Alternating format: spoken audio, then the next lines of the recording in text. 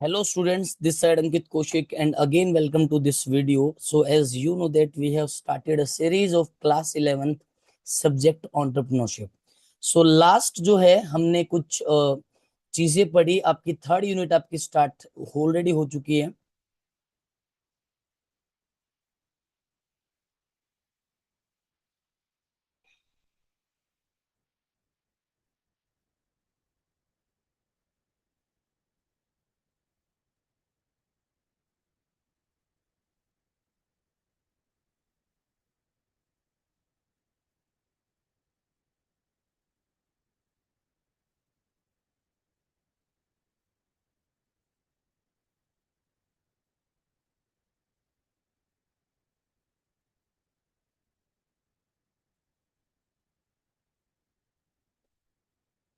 Hello students, this side Ankit Koshik again welcome to this video.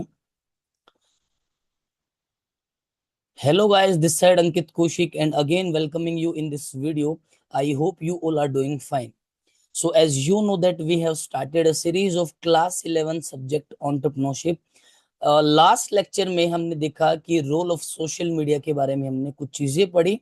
Next जो आपका topic है unit 4 हम कर रहे हैं। नेक्स्ट आपका जो टॉपिक है वो आपका है बिजनेस रिस्क। रिस्क क्या होता है और बिजनेस के अंदर जो रिस्क है उसके कितने टाइप्स हैं, क्या क्या चीजें हैं, उसके बारे में हम पूरा कंप्लीटली इस वीडियो के अंदर कवर करने वाले हैं।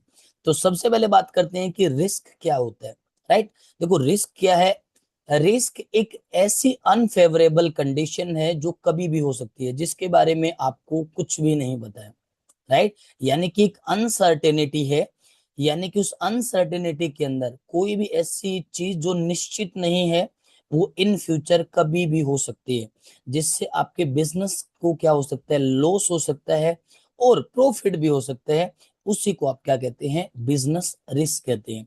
तो डेफिनेशन पर चलते हैं। बिजनेस रिस्क क्या है? Business risk is the possibility of losses और इनएडिक्वेट प्रॉफिट्स। राइट, यानी कि बिजनेस रिस्क आपका क्या है, एक ऐसी पॉसिबिलिटी है किसकी, लॉस होने की। और इनएडिक्वेट प्रॉफिट का मतलब है कि जितना प्रॉफिट आपका पहले होता था उससे मतलब वो एक्सपेक्टेड प्रॉफिट ना हो, उससे जो आपकी सेल्स है या फिर जो भी आप प्रॉफिट कमा रहे हो वो क्या हो जाए, इनएडिक्वेट हो जाए। राइट, यानी कि उससे कम हो जाए। उसी को आप क्या बोलते हो, बिजनेस रिस्क बोलते हो। ड्यू टू अनसर्टेनिटी, किसके कारण होता है ये, अनसर्टेनिटी के कारण होता है। और आप ये भी कह सकते हो अनएक्सपेक्टेड इवेंट, यानी कि एक ऐसा इवेंट जिसके बारे में आपको खुद को भी नहीं पता है, beyond the control of entrepreneur.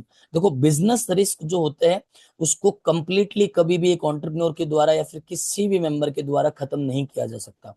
Business risk को हमेशा कम किया जा सकता है, और वो भी कैसे होगा, जब पहले ही आपने बिजनेस प्लानिंग और सारी चीजें प्रॉपरली तरीके से की है तो बिजनेस रिस्क को कम किया जा सकता है। राइट, अगर आप रिस्क के अगेंस्ट में अगर आप एक्शन लेते हैं प्रॉपरली तरीके से तो वो मैनेज हो जाएगा, कंट्रोल हो जाएगा, रिड्यूस हो जाएगा, लेकिन वो कंप्लीटली खत्म नहीं होगा। तो उसी को क्या कहते हैं, बिजनेस रिस्क कहते हैं। सो बिजनेस रिस्क का मतलब है चांस ऑफ लॉस और लो प्रॉफिट, या तो कम प्रॉफिट होना या फिर लॉस की तरफ जाना, उसी को क्या कहते हैं, बिजनेस रिस्क कहते हैं। राइट, अब बात करते हैं कुछ एग्जांपल्स की। देखो बिजनेस रिस्क कैसे होता है, यानी कि एक बिजनेस के अंदर रिस्क कैसे आता है। जैसे कस्टमर्स की डिमांड एक स्पेसिफिक कमोडिटी के लिए क्या हो जाए, चेंज हो जाए। अब डिमांड ही चेंज हो गई है तो इसका मतलब क्या होगा, डिमांड मान के चलो आप कोई प्रोडक्ट बेच रहे थे उसकी डिमांड कम हो गई, इसका मतलब क्या हुआ कि बिजनेस के अंदर रिस्क आ जाएगा, लॉस होने के चांसेस बढ़ जाएंगे। ठीक है। Fashion trends, time to time आपको पता है कि ट्रेंड्स जो हैं, फैशन जो ट्रेंड्स हैं वो क्या होते हैं, वो चेंज होते रहते हैं। अगर आप उसके अकॉर्डिंग अडेप्ट नहीं कर पाओगे तो बिजनेस के अंदर रिस्क आएगा। गवर्नमेंट पॉलिसीज का टाइम टू टाइम चेंज होना वो भी बिजनेस के अंदर रिस्क लेके आता है। न्यू कॉम्पिटिटर्स मार्केट के अंदर आएंगे तो वो आपके लिए बिजनेस रिस्क होगा।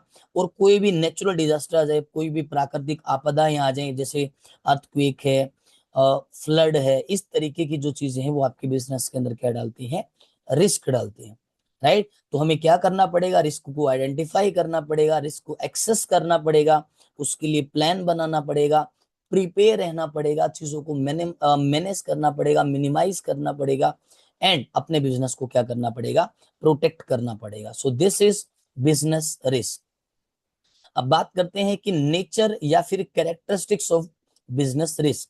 जो बिजनेस रिस्क है उसकी कुछ कैरेक्टरिस्टिक्स के बारे में हम बात करते हैं। सबसे पहली चीज, बिजनेस रिस्क जो है वो कब आता है? अनसर्टेनिटी के अंदर आता है। अराइज ड्यू टू अनसर्टेनिटी, यानी कि एक ऐसी कंडीशन फ्यूचर की जिसके बारे में आप खुद भी जो है श्योर नहीं है। वो कभी भी ऐसी सिचुएशन आ सकती है। Future events can not be predicted accurately, यानी कि ऐसे फ्यूचर इवेंट्स जिसको आप प्रिडिक्ट नहीं कर सकते हो, तो ये अनसर्टेनिटी के कारण आ सकता है। तो इसमें फिलअप आपका आ सकता है the business risk arises due to dash, तो इसका आंसर आपका होगा अनसर्टेनिटी या फिर अनफेवरेबल ऑकरेंस। दूसरा आपका है essential part of every business. देखो रिस्क जो है हर एक बिजनेस का एक बिल्कुल जरूरी पार्ट है, बहुत ही इंपॉर्टेंट पार्ट है।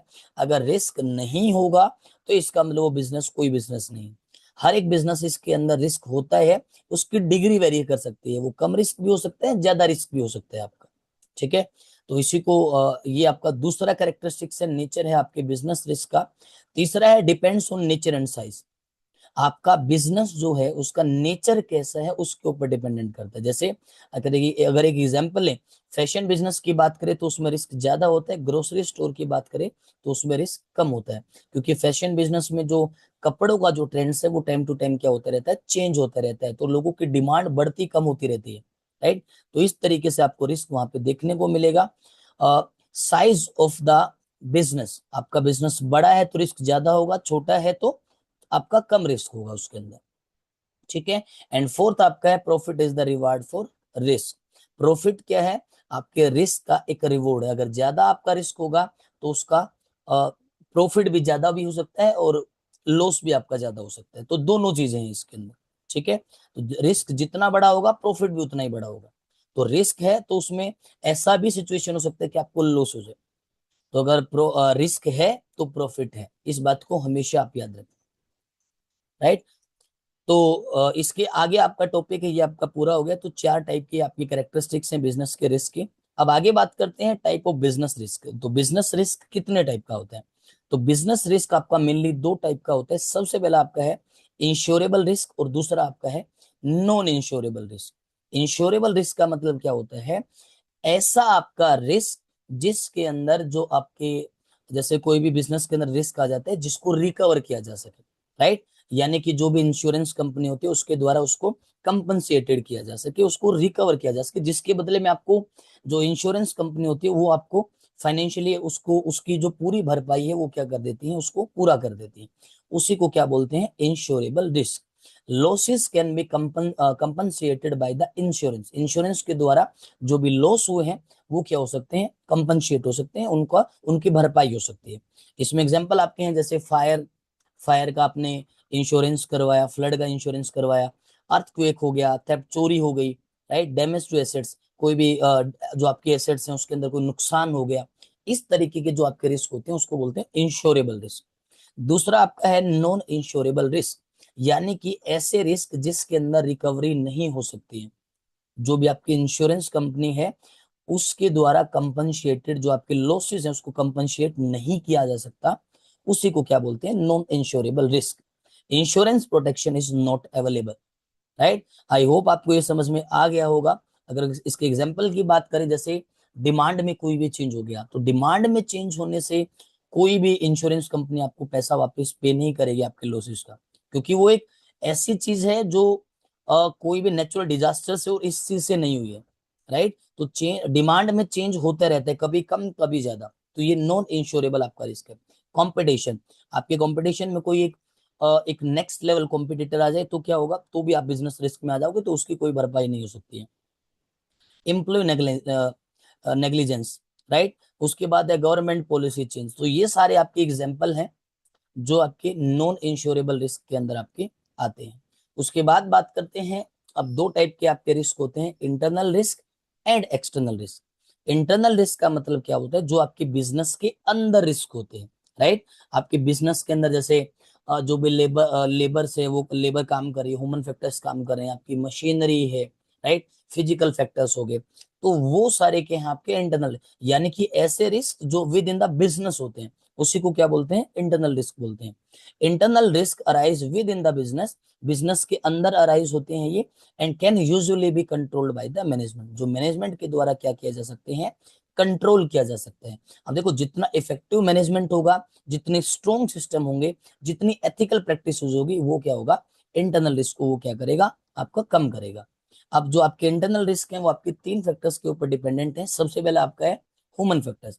अब ह्यूमन फैक्टर्स के अंदर आपके आता है जैसे आपके जो भी काम करने वाले जो आपके एम्प्लॉयज है, जो आपका स्टाफ है, राइट। अब वो कैसे आपके बिजनेस के अंदर रिस्क लेके आ सकते हैं, जैसे मान के चलो कि वो वेजिस को बढ़ाने के लिए क्या करें, स्ट्राइक कर रहे हैं, राइट। अगर वो काम ही नहीं करेंगे तो आपका बिजनेस क्या होगा, लॉस में चला जाएगा। तो ऑब्वियसली बात है वो आपके लिए क्या होगा, रिस्क होगा। तो वो बिजनेस के अंदर हुआ है, विद इन बिजनेस हुआ है, तो आपका इंटरनल रिस्क के अंदर आएगा। तो जैसे ह्यूमन फैक्टर्स में आ गया, जैसे आपकी जो लेबर्स हैं, अगर अगर आपका ही कोई मेंबर, आपका ही कोई एम्प्लॉय आपके साथ फ्रॉड कर दे, राइट, तो इंटरनल रिस्क है आपका वो। केयरलेसनेस, आप ध्यान ना दे चीजों के ऊपर, वो भी आपका इंटरनल रिस्क है। एम्प्लॉय स्ट्राइक, एम्प्लॉय जो है स्ट्राइक कर दें। लीकेज जो बिजनेस सीक्रेट्स, कोई आपका स्टाफ का मेंबर है, वो आपके पर्सनल जो बिजनेस के सीक्रेट्स हैं वो दूसरे मेंबर्स के साथ क्या कर रहा है, कॉम्पिटिटर्स के साथ उनको लीक कर रहा है, तो आपका बिजनेस रिस्क में आ जाएगा। तो इस प्रकार के जो फैक्टर्स होते हैं उसको ह्यूमन फैक्टर्स बोलते हैं। दूसरा इसके अंदर technological factors. Technology factor, technology जो होती है वो आपकी विद इन द ऑर्गेनाइजेशन होती है, राइट। तो विद इन द ऑर्गेनाइजेशन होती है, तो इसका मतलब क्या है कि जैसे मशीनरी होगी, मशीन काम नहीं कर रही है, तो वो आपका क्या होगा, अगर मशीन काम नहीं करेगी तो प्रोडक्ट नहीं बनेगा, प्रोडक्ट नहीं बनेगा तो इसका मतलब क्या होगा, वो आपका एक लॉस की तरफ आपका बिजनेस जाएगा। तो आपका इंटरनल रिस्क है, राइट। उसके बाद है आपका ऑब्सोलेट टेक्नोलॉजी। टेक्नोलॉजी पुरानी इस्तेमाल कर रहे हो, लेकिन जो दूसरे कॉम्पिटिटर्स है वो नई टेक्नोलॉजी का इस्तेमाल कर रहे हैं, राइट। तो वो आगे आपसे निकल जाएंगे और आपका बिजनेस फिर से रिस्क में आ जाएगा, तो वो आपका इंटरनल रिस्क है। थर्ड आपका है फिजिकल फैक्टर्स। फिजिकल फैक्टर्स का मतलब ऐसी चीजें जैसे मशीन के अंदर कोई टूट फूट हो जाए, राइट। उसके बाद जैसे फैक्ट्री के अंदर आग लग जाए, जो बॉयलर है उसको क्या हो जाए, एक्सप्लोजन, कोई फट जाए, राइट। इस तरीके के जो फैक्टर्स हैं वो आपके क्या होते हैं, फिजिकल फैक्टर्स होते हैं। और ये सारी चीजें जो है आपके बिजनेस के विद इन होती है, उसके अंदर ही होती है। अब बात करते हैं एक्सटर्नल रिस्क। एक्सटर्नल रिस्क का मतलब क्या है, ऐसे आपके रिस्क जो क्या होते हैं, आउटसाइड द ऑर्गेनाइजेशन होते हैं, आउटसाइड द बिजनेस होते हैं, उसी को आप क्या बोलते हो, एक्सटर्नल रिस्क आप बोलते हो। Arise, risk arise outside the business, यानी कि ऐसे रिस्क जो बिजनेस के आउटसाइड यानी कि बाहर जो आपको देखने को मिलते हैं उसी को क्या बोलते हैं, external risk, right. And are beyond the entrepreneurs control, जो एंटरप्रेन्योर के कंट्रोल से बाहर होते हैं उसी को बोलते हैं एक्सटर्नल रिस्क। अब देखो कितने टाइप के आपके बिजनेस जो आपके एक्सटर्नल रिस्क हैं, तो 4 फैक्टर्स हैं जिसके ऊपर ये डिपेंडेंट करते हैं। सबसे पहला आपका है इकोनॉमिक फैक्टर्स है, दूसरा आपका नेचुरल फैक्टर्स है, तीसरा आपका है पॉलिटिकल फैक्टर्स है, चौथा आपका टेस्ट एंड प्रेफरेंस है। तो ये आपके 4 एक्सटर्नल फैक्टर्स हैं, इसके बारे में बात करेंगे। लेकिन एक्सटर्नल फैक्टर्स के सबसे पहले हम कुछ एग्जांपल्स देते हैं। जैसे इन्फ्लेशन हो गया, तो वो आउटसाइड द बिजनेस है। एकदम से महंगाई बढ़ गई तो आपका जो बिजनेस है, क्योंकि प्रोडक्ट का प्राइस आप चेंज नहीं कर सकते हो एकदम से, तो आपका बिजनेस लॉस में चला जाएगा। फ्लड, एकदम से बाढ़ आ गई, राइट। गवर्नमेंट ने कुछ ऐसी पॉलिसी बना दी जो आपके बिजनेस को रिस्क में डाल रही है।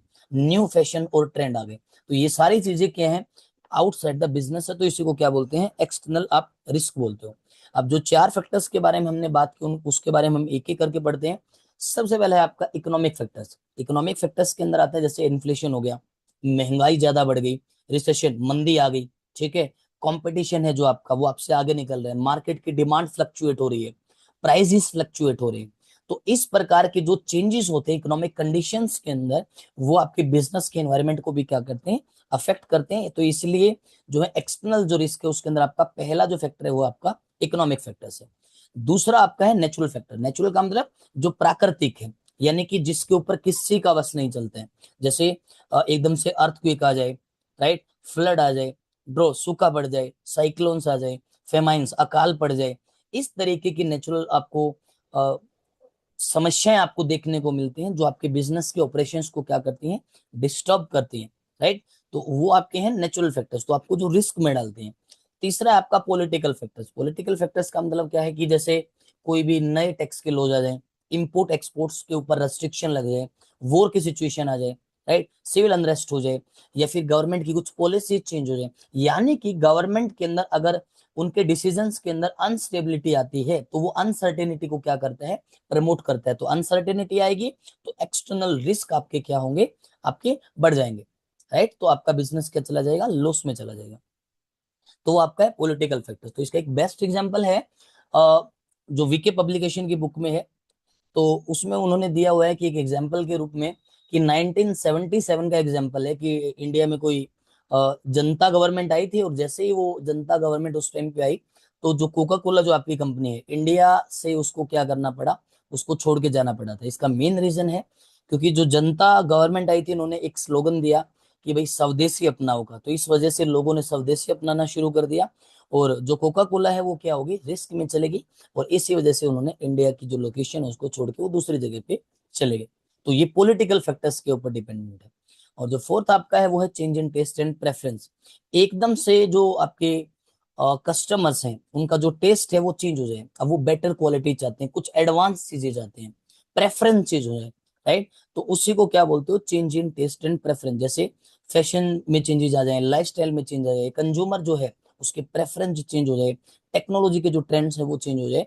तो इस प्रकार के जो कस्टमर प्रेफरेंसेस के अंदर अगर चेंज आते हैं, तो डिमांड और सेल्स को क्या करते हैं, वो हमेशा फ्लक्चुएट करते हैं, चेंज करते हैं, इम्पेक्ट डालते हैं। तो इसी प्रकार के जो आपके जो चेंजेस होते हैं, उसी को क्या बोलते हैं, एक्सटर्नल रिस्क हम बोलते हैं, राइट। आई होप आपको ये समझ में आ गया होगा।